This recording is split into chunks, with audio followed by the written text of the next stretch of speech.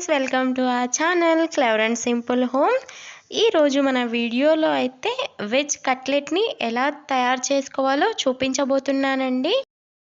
దీనికోసం నేనైతే ఒక green capsicum, 1 red capsicum, 2 onions, 1 carrot, 4 లేదా 5 పచ్చిమిర్చి, అలాగే శనగపిండి అండ్ బియ్యం పిండి తీసుకుంటున్నాను. ఇప్పుడు చూడండి, వీటిని నేను ఇలా ముక్కలుగా కట్ చేసి తీసుకున్నానండి. శనగపిండి ఒక 4 టీ స్పూన్స్ వరకు ఉంటుంది. అలాగే రైస్ ఫ్లోర్ అంటే బియ్యం పిండి కూడా 3 స్పూన్స్ వరకు తీసుకున్నానండి. సో ఇలా చిన్నగా ముక్కలుగా కట్ చేసి తీసుకోవాలి. నెక్స్ట్ ఇలా ఒక మిక్సింగ్ బౌల్లోకి ఫస్ట్ మనం కట్ చేసి పెట్టుకున్న అన్ని వెజిటబుల్స్ని తీసుకోవాలి. ఫస్ట్ అయితే ఆనియన్స్ అండ్ పచ్చిమిర్చి తీసుకున్నాను. దాని తర్వాత గ్రీన్ క్యాప్సికమ్,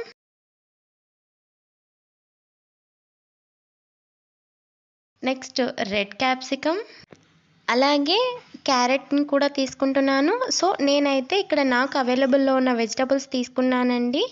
మీరు వీటి ప్లేస్లో ఇంకా ఏ వెజిటబుల్స్ అవైలబుల్గా ఉన్నా కూడా తీసుకోవచ్చు. ఇందులోకి కొంచెం ఉప్పు కూడా తీసుకుంటున్నాను. సో వీటినంతా ఫస్ట్ ఒకసారి బాగా కలుపుకోవాలన్నమాట. అంటే ఈ వెజిటబుల్స్కి సాల్ట్ బాగా పట్టాలి. ఇక్కడ మనం అన్ని రకాల వెజిటబుల్స్ యూజ్ చేసి మనం ఈ కట్లెట్ తయారు చేస్తున్నాం కాబట్టి ఇది చాలా హెల్దీ అన్నమాట. ఇలా మనం సాల్ట్ వేసి ఈ వెజిటబుల్స్ అన్నిటిని ఇలా కలపడం వల్ల ఇందులో నుంచి లైట్గా వాటర్ అనేది బయటకు వస్తుంది. ఇప్పుడు మనం ఇందులోకి శనగపిండిని యాడ్ చేసుకోవాలి. అలాగే ఇంకా బియ్యం పిండిని కూడా యాడ్ చేసుకుంటున్నాను. ఫస్ట్ వీటినైతే మనం వాటర్ వేయకుండా కలుపుకోవాలన్నమాట. అంటే ఇందాక వెజిటబుల్స్ నుంచి వచ్చిన వాటర్ ఏదైతే ఉంటుందో అది సరిపోతుంది. కొద్దిగా వంట సోడాను కూడా నేను యాడ్ చేసుకున్నాను. చూడండి, ఇలా కొంచెం గట్టిగా కలపాలన్నమాట. సో నేనైతే ఇలా కొంచెం గట్టిగా ప్రెస్ చేసుకుంటూ మిక్స్ చేస్తున్నానండి. అప్పుడే ఈ వెజిటబుల్స్లో నుంచి వాటర్ అనేది ఈ పిండికి పడుతుంది. ఇలా కలుపుకున్న తర్వాత మనం ఇందులోకి కొద్దిగా వాటర్ యాడ్ చేసుకోవాలి. చూడండి, కొద్దిగా ఇలా వాటర్ యాడ్ చేసుకుంటూ ఇలా కలుపుకోవాలన్నమాట. నాకైతే పిండి వెజిటబుల్స్కి కోటింగ్ అయినట్లు కనిపించలేదు. సో ఇంకొంచెం శనగపిండిని నేను యాడ్ చేసుకున్నాను. తర్వాత ఇలా ఒక ప్యాన్లో ఆయిల్ని నేను హీట్ చేసుకున్నానండి. ఫస్ట్ ఆయిల్ హీట్ అయిందో లేదో చెక్ చేసుకుంటున్నాను. సో దీనికోసం నేను ఒక చిన్న పీస్ని ఇలా వేసాను అనమాట. సో ఇలా బాగా ఫ్రై అవుతుంది కాబట్టి ఇంకా ఆయిల్ హీట్ అయింది. చూడండి, మనం వేసిన పీస్ అయితే ఇలా గోల్డెన్ బ్రౌన్ కలర్లోకి వచ్చిన తర్వాత మనం తీసేసుకోవాలి. ఇంకా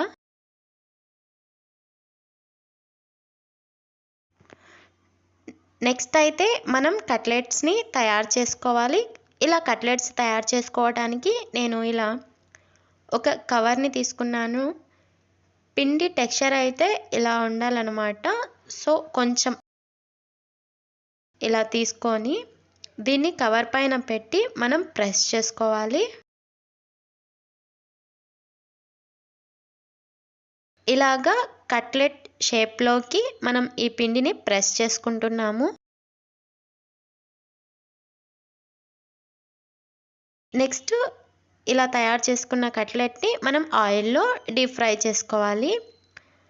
మీరు ఇలా డీప్ ఫ్రైకి బదులుగా పాన్ ఫ్రై కూడా చేసుకోవచ్చు అన్నమాట.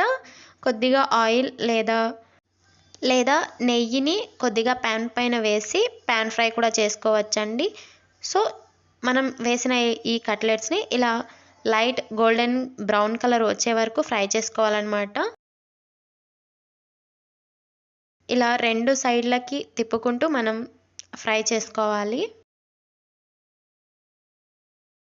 ఈ వీడియో మీకు నచ్చినట్లయితే లైక్ చేయండి, షేర్ చేయండి. ఇలాంటి మరిన్ని మంచి వీడియోస్ కోసం మన ఛానల్ని సబ్స్క్రైబ్ చేసుకోండి.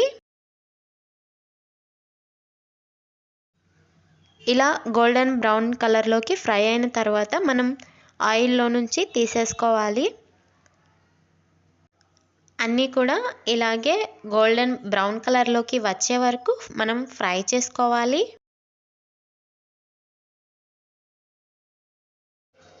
ఇలా ఫ్రై చేసుకున్న తర్వాత వీటిని తీసి ఒక బౌల్లోకి ట్రాన్స్ఫర్ చేసుకోవాలి.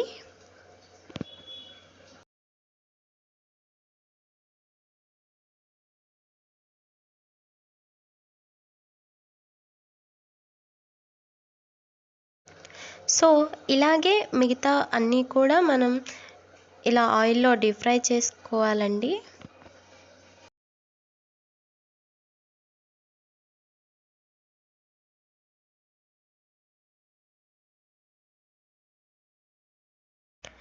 తర్వాత వీటిని ఇలా ఒక న్యూస్ పేపర్లోకి తీసుకోవాలన్నమాట. ఏమైనా ఎక్సెస్ ఆయిల్ ఉంటే ఈ పేపర్ పీల్చేసుకుంటుంది. వీటిని ఇలాగే వేడివేడిగా సర్వ్ చేసుకొని తింటే టేస్ట్ అనేది చాలా అంటే చాలా బాగుంటుంది. చూడండి, ఇలా అయితే నేను వీటిని తీసి చూపిస్తున్నాను. వెజిటబుల్స్ అయితే పర్ఫెక్ట్గా కుక్ అయ్యాయి అన్నమాట. టేస్ట్ అయితే చాలా అంటే చాలా బాగుంది. మీరు కూడా తప్పకుండా ట్రై చేయండి.